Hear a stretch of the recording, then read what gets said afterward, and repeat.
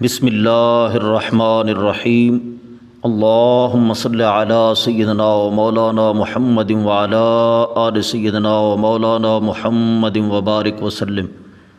اللہم افتح علینا حکمتک وانشر علینا رحمتک یا ذا الجلال والاکرام صلی اللہ تعالی علیہ وسلم۔ پچھلے درس عقیدہ کے اندر ہم نے 8واں اور 9واں عقیدہ پڑھا تھا کہ جو شخص صفات الہی کو مخلوق کہے یا صفات الہی کو حادث بتائے وہ گمراہ بددین ہے، اور 9واں عقیدہ پڑھا تھا جو عالم میں سے کسی شے کو قدیم مانے یا عالم میں سے کسی شے کے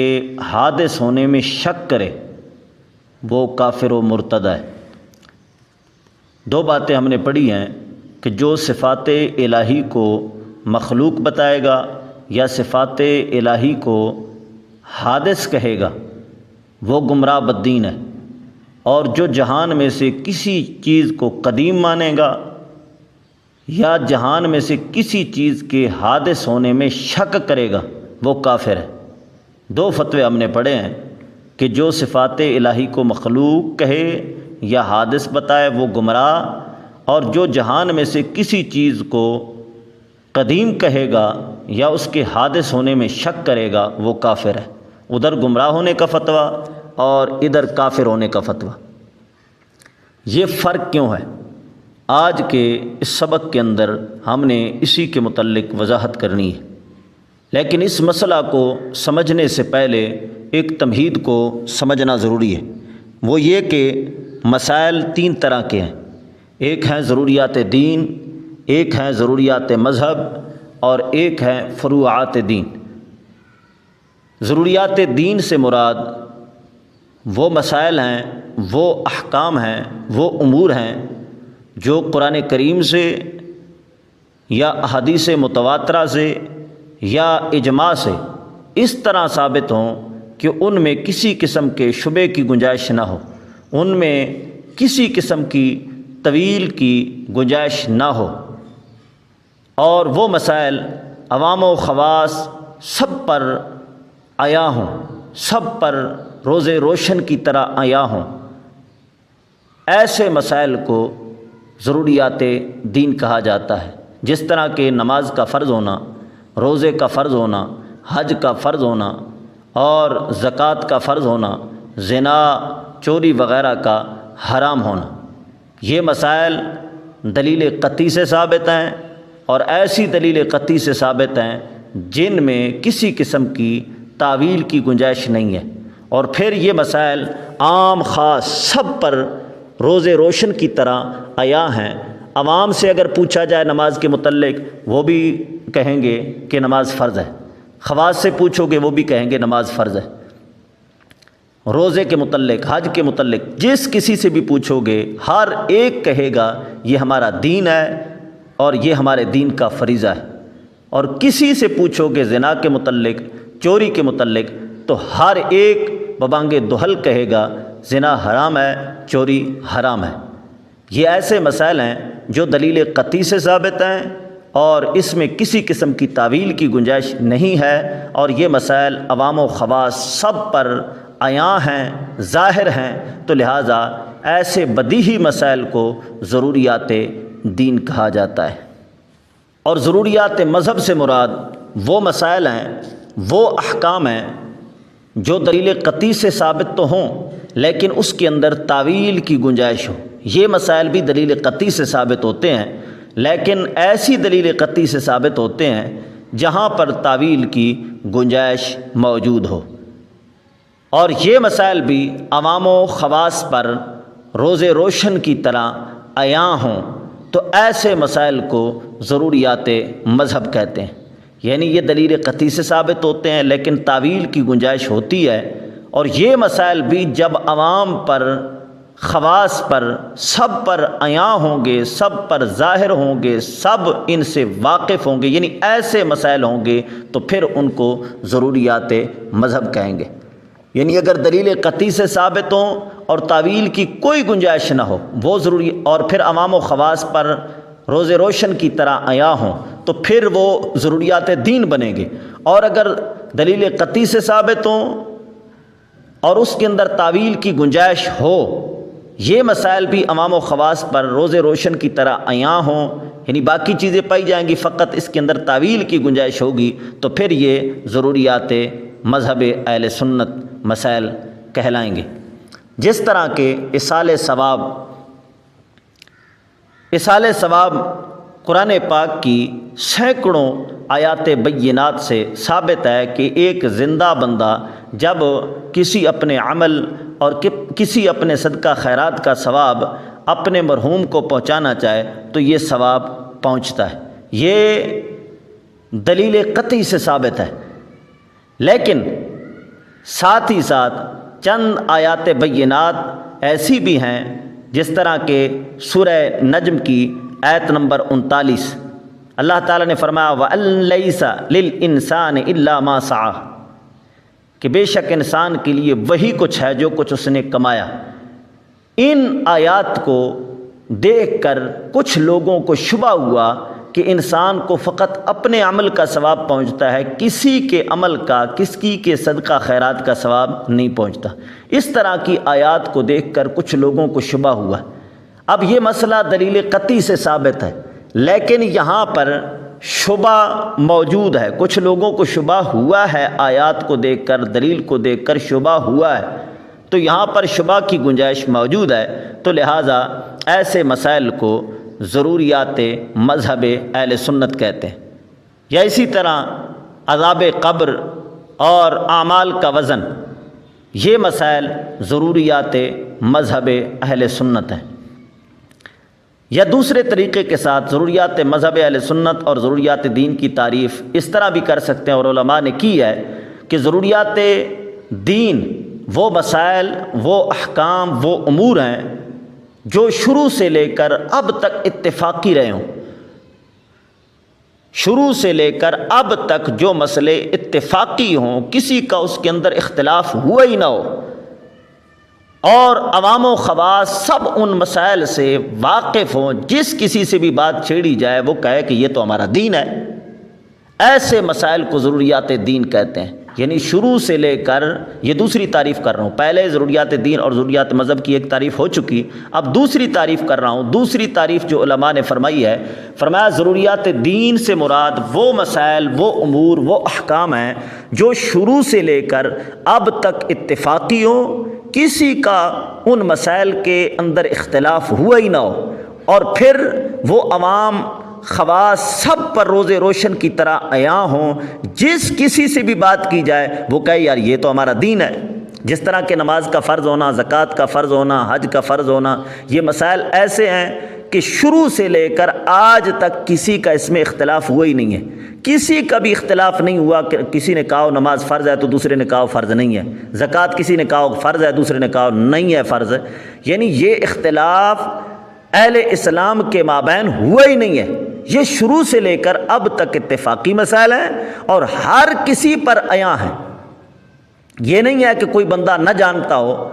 عوام کا، خواص کا بندہ نہ جانتا ہو کہ نماز فرض ہے کہ نہیں ہے، لیکن یہ یاد رہے کہ عوام سے مراد یہاں پر یعنی شرع پاک کے اندر جہاں کہیں بھی عوام کا اعتبار ہے تو عوام سے مراد وہ افراد ہیں جو علماء کی سنگت میں بیٹھتے ہیں، علماء کی صحبت میں بیٹھ کر دین سیکھنے کی کوشش کرتے رہتے ہیں۔ جہاں کہیں بھی عوام کا اعتبار کیا گیا ہے تو اس عوام کا اعتبار کیا گیا ہے، وہ افراد کے جو دین سیکھنا ہی نہیں چاہتے، علماء کی سنگت میں بیٹھنا ہی نہیں چاہتے، دین سے دور بھاگتے ہیں، ایسے کل انعام جو ہیں ان کا ایسے مسائل میں بالکل اعتبار نہیں ہے۔ وہ اگر شرع پاک کے مسائل سے ناواقف بھی ہوں گے تو ان کے ناواقف ہونے کی وجہ سے یہ مسائل ضروریات دین سے نہیں گریں گے، ان کا بالکل اعتبار ہی نہیں ہے۔ جہاں کہیں عوام کا اعتبار ہوتا ہے تو عوام سے مراد وہ افراد ہیں جو ہر وقت دین کے لیے کوشش کرتے رہتے ہیں، علماء کی سنگت میں، علماء کی صحبت میں بیٹھ کر ہر وقت دین کی طلب ان کے اندر رہتی ہے۔ ایسے افراد جو دین کو کما حقوق نہیں جانتے لیکن طلب ان کے اندر موجود ہے، علماء کی صحبت میں رہ کر دین کے سیکھنے کا جذبہ ان کے اندر موجود ہے، ایسے افراد کو عوام کہا جاتا ہے۔ تو ایسے عوام اور ایسے خواص کے جو دین کو کما حقوق جانتے ہیں، ہر ایک پر یہ روز روشن کی طرح عیاں ہے۔ جس سے بھی بات کرو گے نماز کے متعلق تو وہ کہے گا کہ یہ دین کا فریضہ ہے، زکوٰۃ کے متعلق بات کہو گے تو وہ کہے گا کہ دین کا فریضہ ہے، حج کے متعلق کہو گے کہ وہ کہے گا کہ یار یہ تو دین کا رکن ہے۔ تو لہٰذا ایسے مسائل کہ جو شروع سے لے کر آج تک اتفاقی ہوں، کسی کا اس کے اندر اختلاف ہوا ہی نہ ہو، ایسے مسائل کو کہتے ہیں ضروریات دین۔ لیکن کب؟ جب عوام و خواص سب پر عیاں ہوں، روز روشن کی طرح ظاہر ہوں۔ ایسے مسائل، ایسے بدیہی مسائل کو ضروریات دین کہتے ہیں، جس طرح کہ نماز کا فرض ہونا، حج کا فرض ہونا وغیرہ وغیرہ۔ اور ضروریات مذہب سے مراد وہ مسائل، وہ احکام، وہ امور ہیں کہ جن میں ابتداً اختلاف ہوا ہو، شروع میں اختلاف ہوا ہو، اور پھر اختلاف کے بعد ہر کسی نے اپنے پیشوا، اپنے رہنما کا قول ایسے نقل کیا ہو کہ سمت مخالف جو تھی وہ بالکل ہی بھول گئی ہے، وہ نسیہ منسیہ ہو گئی ہے، وہ بالکل کالعدم ہو گئی ہے۔ تو لہٰذا اب جس کسی کے سامنے یہ مسئلہ چھیڑو گے تو وہ کہے کہ یار یہ تو ہمارا مذہب ہے، یعنی ہر ایک وہ کہے گا کہ یار یہ عوام خواص جس کے سامنے بات چھیڑو گے وہ کہے گا نا نا نا نا، اس میں بات نہیں سنوں گا، یہ تو ہمارا مذہب ہے۔ لہٰذا ایسے مسائل کو ضروریات مذہب کہتے ہیں جن میں شروع میں اختلاف ہوا ہو، اور اس اختلاف کے بعد ہر ایک نے اپنے پیشوا کا قول اس طرح نقل کیا کہ سمت مخالف بالکل ہی بھول گئی، سمت مخالف کا بالکل ہی جناب والا اس کو نسیہ منسیہ کر دیا گیا۔ اب جس کسی سے بات کرو، عوام سے بات کرو، خواص سے بات کرو، وہ کہتے ہیں کہ یہ ہمارا مذہب ہے، خبردار اس میں ہم بات نہیں سنیں گے۔ تو ایسے مسائل کو ضروریات مذہب کہتے ہیں۔ جس طرح کہ ابھی مثال ہم نے پیش کی ہے اصالہ ثواب کے حوالہ سے، اور جس طرح کہ سیدنا صدیق اکبر رضی اللہ تعالی عنہ کا خلیفہ بلا فصل ہونا، آپ کی خلافت، شروع میں اگرچہ اختلاف ہوا کہ خلیفہ مہاجروں سے ہونا چاہیے، انصار سے ہونا چاہیے، لیکن بعد میں جب اتفاق ہو گیا سیدنا صدیق اکبر کی خلافت پر، تو اب وہ جو دوسری سمت ہے وہ نسیہ منسیہ کر دی گئی۔ اب عوام و خواص سب یہی ببانگ دہل کہتے ہیں کہ خلیفہ بلا فصل سیدنا صدیق اکبر ہیں۔ لہٰذا ایسے مسائل کو ضروریات مذہب اہل سنت کہتے ہیں۔ اور تیسرے قسم کے مسائل ہیں فروعات دین۔ فروعات دین وہ احکام، وہ امور، وہ مسائل ہیں جو ہمیشہ اجتہادی رہے ہوں، یعنی اجتہادی مسائل کو فروعات دین کہتے ہیں۔ جس طرح کہ چوتھائی سر کا مسا ہے، بعض پورے سر کے مسا کو فرض کہتے ہیں، بعض چوتھائی سر کے مسا کو فرض کہتے ہیں، اور بعض چند بالوں کے مسا کو فرض کہتے ہیں۔ یہ مسئلہ اجتہادی ہے۔ اور اسی طرح کونیوں کا دھونا فرض ہے، ٹخنوں کا دھونا فرض ہے یا نہیں ہے، اکثر اس کو فرض کہتے ہیں، کچھ ائمہ اس کو فرض نہیں جانتے۔ اس طرح کے مسائل جتنے بھی ہیں، یا جمع بین الصلاتین کا مسئلہ ہے، کچھ علماء ہیں جو چند روایات کو مد نظر رکھ کر کے حضور اکرم صلی اللہ تعالی علیہ وسلم نے سفر کے اندر یا کسی عذر کی بنا پر، بارش وغیرہ کی عذر کی بنا پر دو نمازوں کو جمع فرمایا، جمع تقدیم اور جمع تاخیر۔ جمع تقدیم سے مراد یہ ہے کہ ظہر کی نماز، عصر کی نماز کو ظہر کی نماز کے وقت کے اندر ظہر اور عصر کو اکٹھا کر کے پڑھا، اور عشاء کی نماز کو مقدم کر کے مغرب کی نماز کے ساتھ پڑھا، اور جمع تاخیر کے ظہر کو عصر کے وقت میں جا کر اس کو مؤخر کر کے ظہر کو عصر کے وقت کے اندر عصر اور ظہر کو اکٹھا پڑھنا، اور مغرب کو مؤخر کر کے عشاء کے وقت کے اندر مغرب اور عشاء دونوں کو پڑھنا۔ یہ ائمہ ثلاثہ اس کو جائز قرار دیتے ہیں اور احادیث مبارکہ سے استدلال پکڑتے ہیں کہ حضور اکرم صلی اللہ تعالی علیہ وسلم نے 2 نمازوں کو جمع فرمایا، لیکن احناف جمع بین الصلاتین کے قائل نہیں ہیں۔ وہ کہتے ہیں کہ حضور اکرم صلی اللہ تعالی علیہ وسلم نے جن مواقع پر 2 نمازوں کو جمع کیا ان میں احتمال ہے اس چیز کا کہ وہ جمع حقیقی نہ ہو بلکہ جمع صوری ہو۔ ائمہ ثلاثہ کہتے ہیں کہ وہ جمع حقیقی ہے، کہ حقیقتاً حضور اکرم صلی اللہ تعالی علیہ وسلم نے 2 نمازوں کو ایک وقت میں پڑھا، لیکن احناف کہتے ہیں کہ اس کے اندر احتمال موجود ہے کہ 2 نمازوں کا جمع کرنا وہ صورتاً جمع کرنا ہو،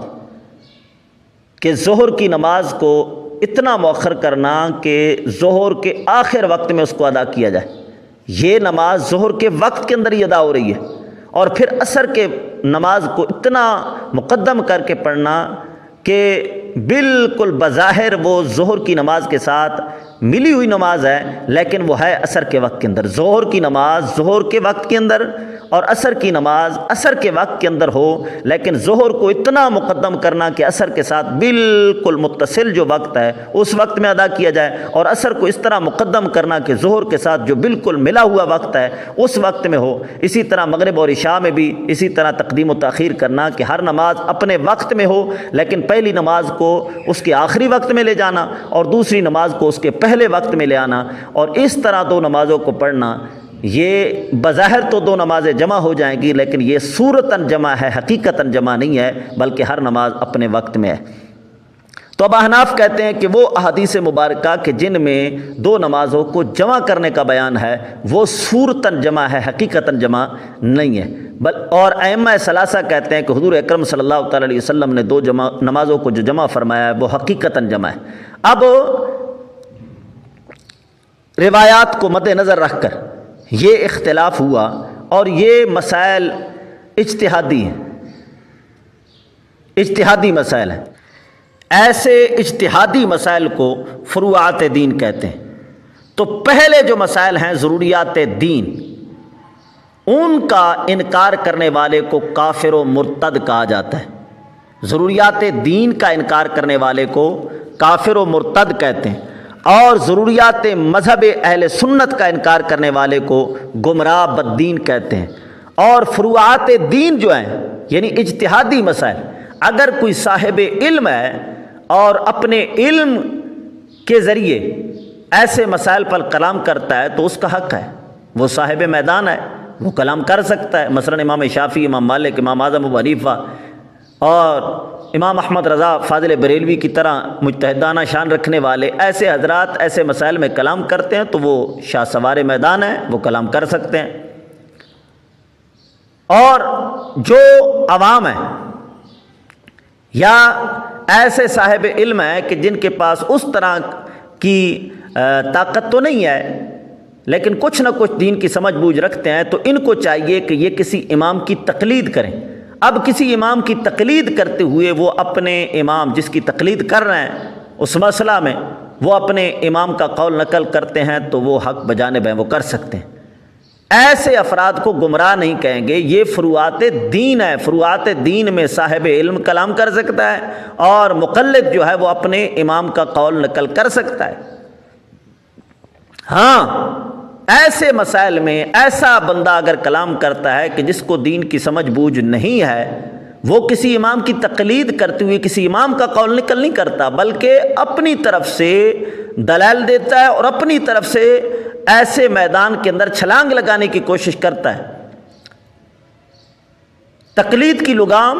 کو اتار کر، تقلید کی لگام کو نکال کر وہ اپنے ایسے مسائل کے اندر بحث کرنے کی کوشش کرتا ہے، تو ایسے افراد کو گمراہ کہیں گے۔ اس بنا پر نہیں کہ وہ اجتہادی مسائل میں کلام کیوں کر رہا ہے، اس بنا پر کہ ایسے بندے کو ایسے مسائل میں کلام کرنا ہی جائز نہیں ہے جب وہ شہ سوار میدان نہیں ہے۔ یہ ایسے ہی ہے کہ جس طرح کہ کوئی بندہ گاڑی چلانا نہیں جانتا، وہ گاڑی پر بیٹھتا ہے اور موٹر وے پہ گاڑی لگا دیتا ہے اور اس کو چوتھے گیئر میں لے لیتا ہے اور گاڑی کو دوڑانے لگتا ہے، تو ہر عاقل بندہ اس کو ٹوکے گا۔ اس بنا پر نہیں کہ گاڑی چلانا جائز نہیں ہے، اس بنا پر کہ یہ جو بندہ چلا رہا ہے اس کے لیے درست نہیں ہے۔ اگر ڈرائیور ہوتا تو چلاتا رہتا.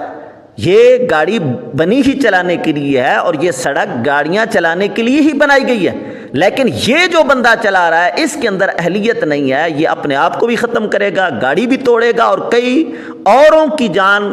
کے ہلاکت کا باعث بنے گا. لہٰذا اس کو روکا جا رہا ہے.